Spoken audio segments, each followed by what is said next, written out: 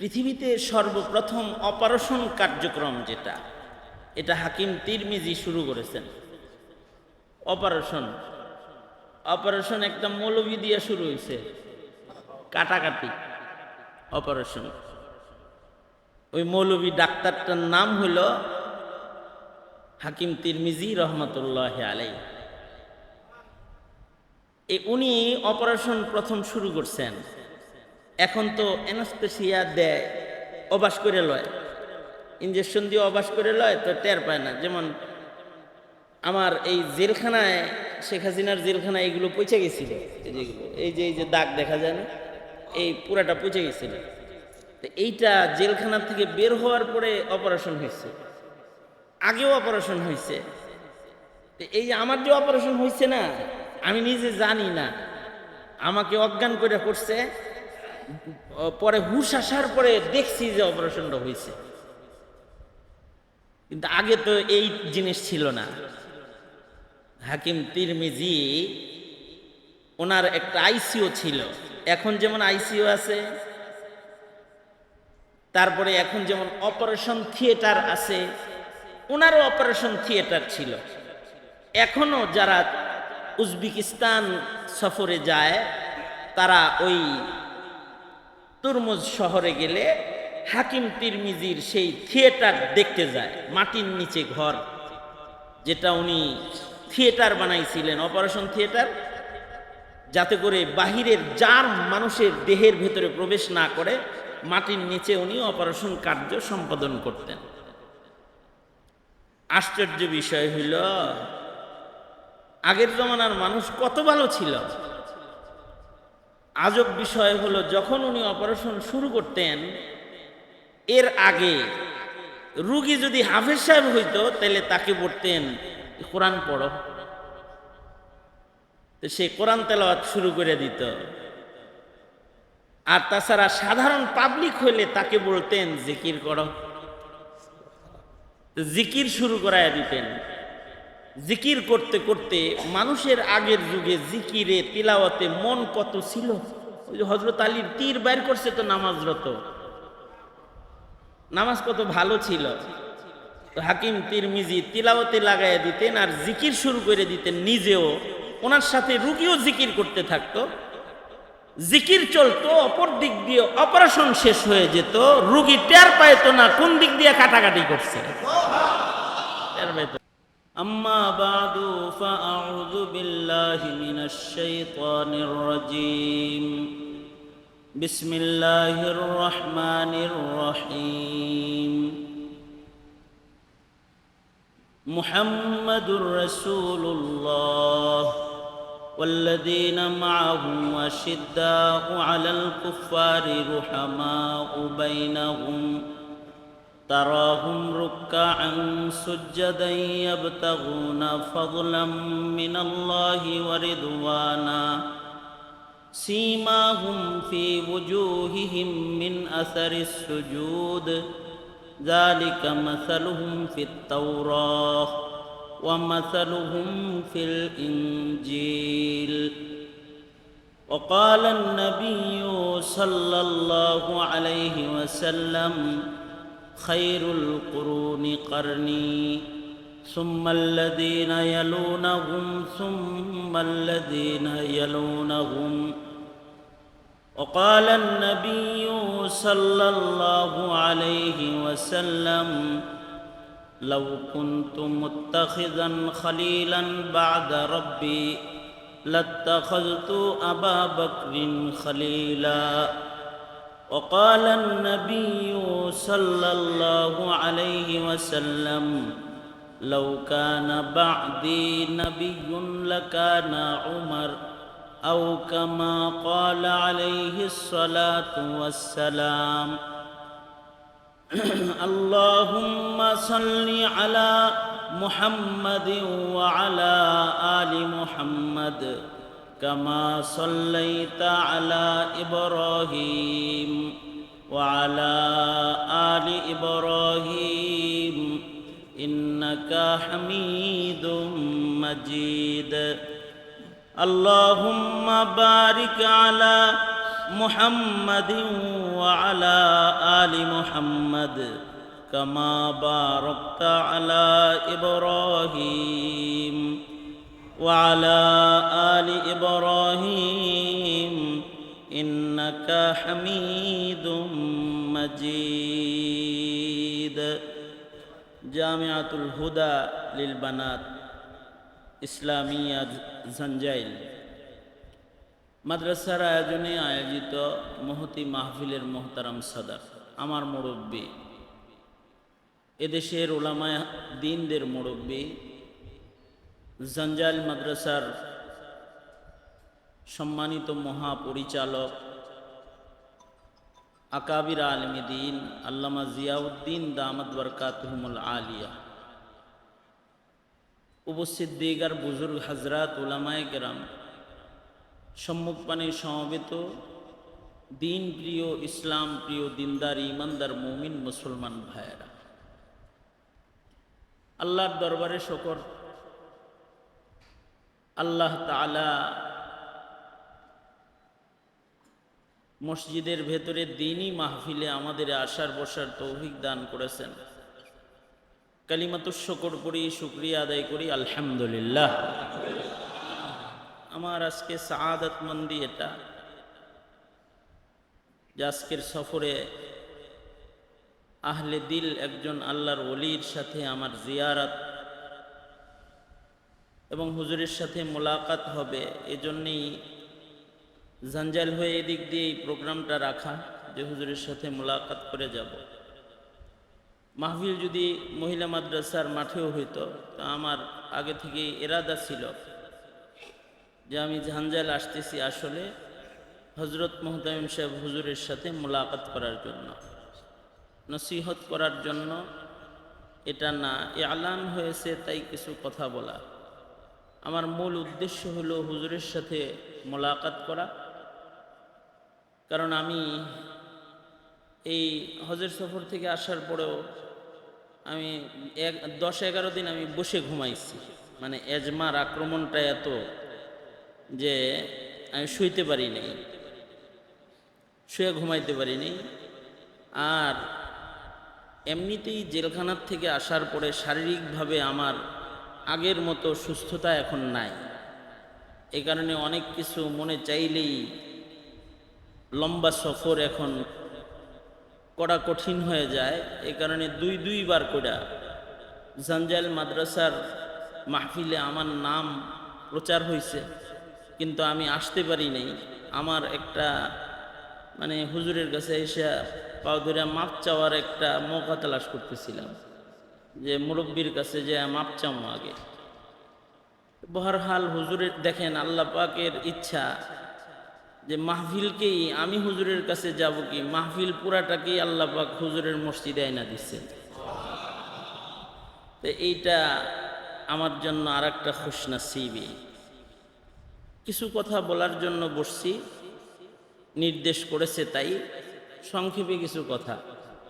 দিন যাইতেছে, আমরা নবুয়তের আলো থেকে দূরে যাইতেছি আর কিয়ামতের কাছাকাছি যাইতেছি। কিয়ামত নিকটবর্তী হইতেছে আর আল্লাহর রসুলের নবুয়তের যে আলো এটা আস্তে আস্তে আমাদের থেকে দূরে যাইতেছে। এ কারণে জমিনে এখন মাসিয়াত, অন্ধকার বেশি, অশান্তি বেশি, শান্তি কম। আগে এই বাতির আলো ছিল না, কিন্তু ঈমানের আলো ছিল, তাকওয়ার আলো ছিল।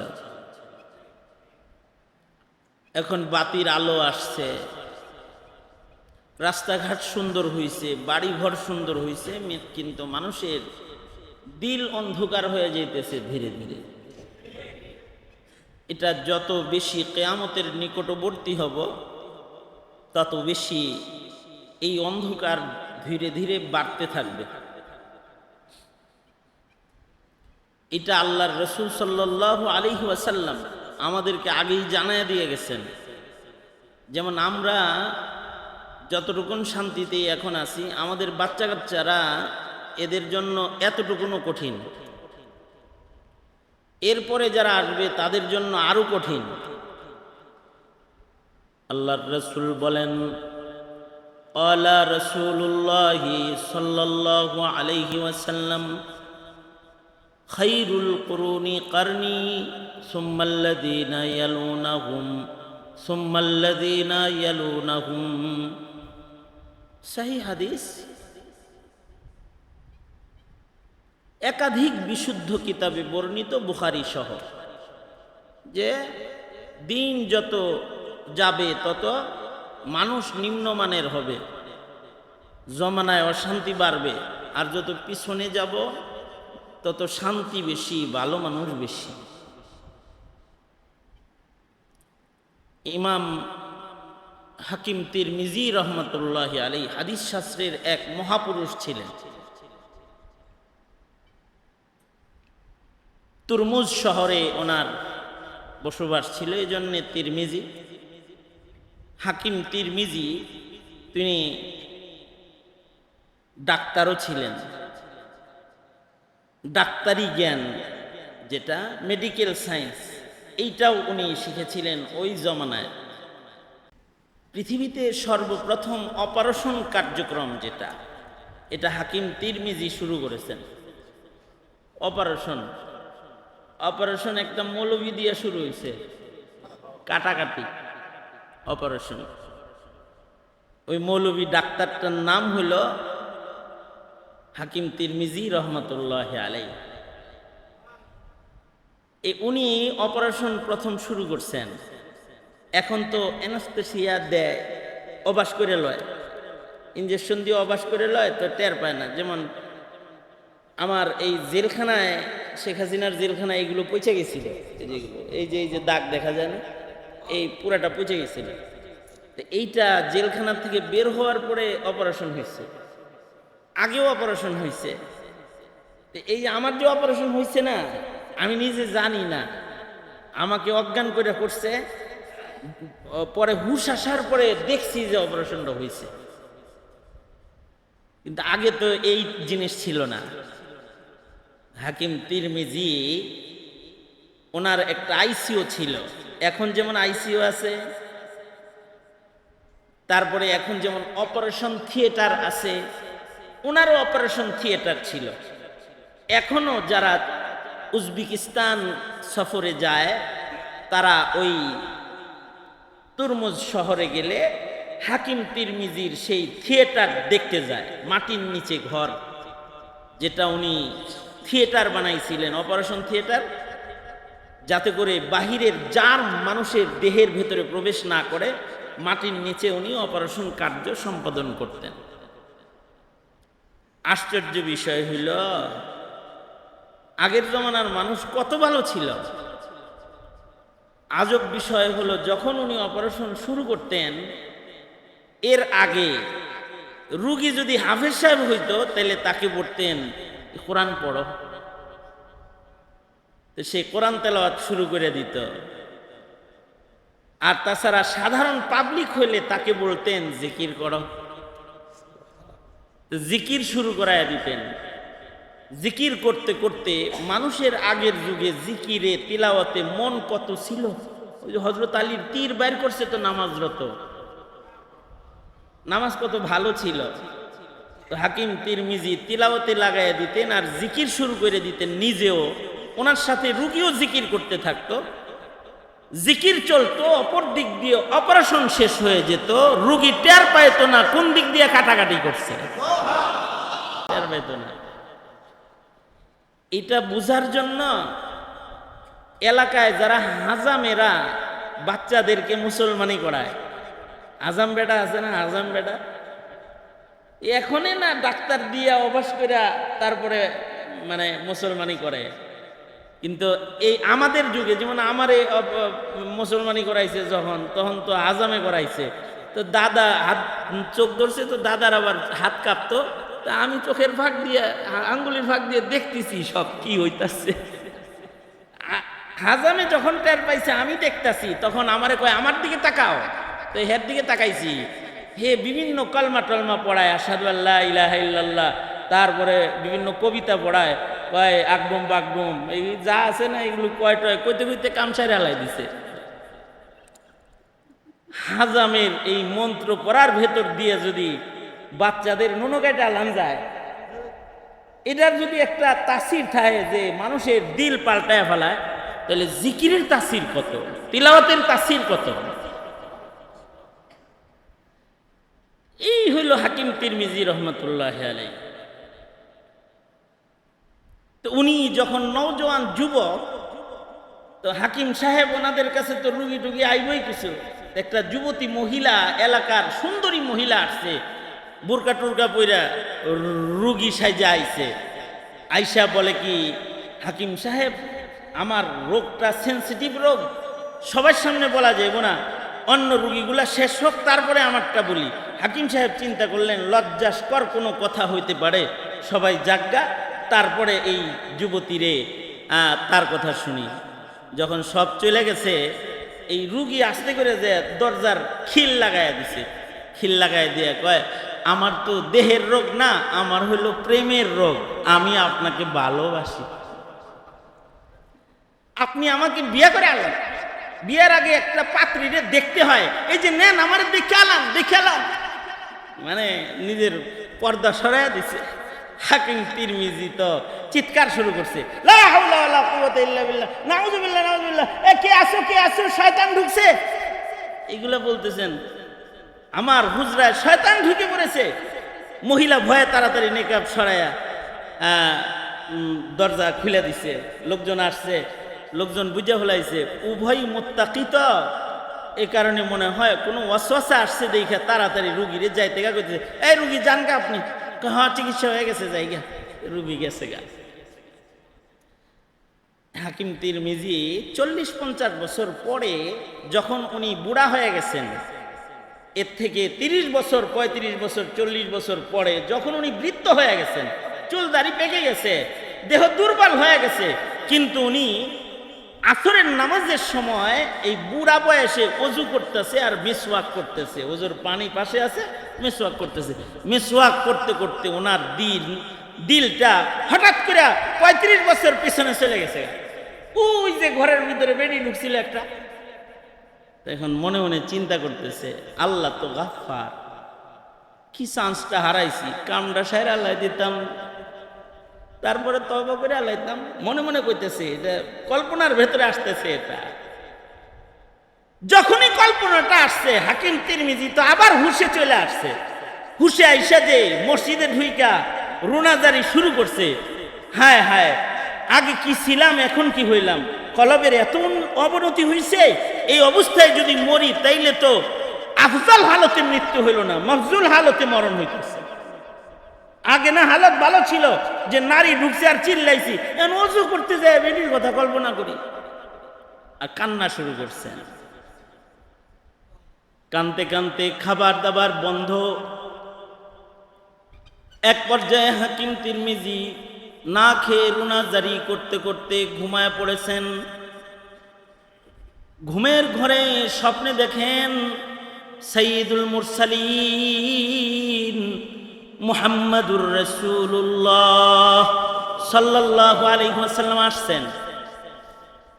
আয়েশা বলতেছেন, হাকিম তিরমিজি কাঁদো কেন, এত চিন্তিত কেন? তিরমিজি বলে, আল্লাহর নবী আগে ঈমান ভালো ছিল, এখন খারাপ হয়ে গেছে, এরকম হইলাম কে? আল্লাহর রাসূল বলেন, কল্পনা না করছো, কল্পনায় তো আর গুনাহ লেখা হয় না, এত পেরেশান হইছো কে? তুমি কি গুনাহ করছো নাকি আগের কল্পনা করছো, তাই কল্পনাটাই আসলো কেন? আল্লাহর রাসূল বলে, এটা তোমার দোষ না, তুমি যে নবুয়তের আলো থেকে 30 বছর দূরে সরে গেছো। 30 বছর আগে তুমি নবুয়তের আলোর কাছাকাছি ছিলা, 30 বছর পরে পয়গম্বরের যুগ তোমার থেকে দূরে চলে গেছে, তুমি কিয়ামতের নিকটবর্তী হয়ে গেছো। শুধু তুমি নও, সব মানুষের দিলের হালত কমজোর হয়ে গেছে। এইভাবেই কিয়ামত পর্যন্ত সময় যাবে আর মানুষের এরকম অবনতি হইতে থাকবে। আল্লাহর রাসূল তো বলেছেন, আখিরি জামানায় করবে কিয়ামতে মানুষ গুনার কাজকে করাটাই দায়িত্ব মনে করবে। আর নেকির কাজের ব্যাপারে মানুষ মানুষকে নিরুৎসাহ দিবে। এটা শুরু হয়ে গেছে না? দাড়ি রাখলে নিরুৎসাহ দেয়, টুপি বললে কিরে এত তাড়াতাড়ি বুজুর্গ হয়ে গেলি গা। আর যদি গুনাহ করে তাহলে উৎসাহ দেয়, তাহলে ফাইন লাগে রে, শেফটা ফাইন হয়েছে। গুনার কাজে উৎসাহ দেয়। নবীজি বলেছেন ধীরে ধীরে মানুষের এরকম অবস্থা যাইতে যাইতে এমন হবে যে সকাল বেলায় ইমানদার থাকবে, সন্ধ্যা বেলায় বেঈমান হয়ে যাবে। দিন যাইতেছে, আমাদের কিন্তু ওই অবনতি হইতেছে। এখানে আল্লাহর রাসূল বলেন সবচেয়ে ভালো মানুষ, ভালো যুগ হলো আমার যুগ, আমার সাহাবীদের যুগ। নবীর হায়াতে সাহাবীদের যুগ হলো সবচেয়ে ভালো যুগ। আর এরপরে তাবিঈদের যুগ, সাহাবীদের পরে তাবিঈদের যুগ, তাবিঈদের পরে তাবিঈদের যুগ, এরপরের যুগ আরো দুর্বল যুগ। আর আস্তে আস্তে এই 40 বছর আগের যুগটাও ভালো ছিল, যে একটা গ্রামে একটা টেলিভিশন ছিল, আর এখন পকেটের ভিতরে 4টা টেলিভিশন।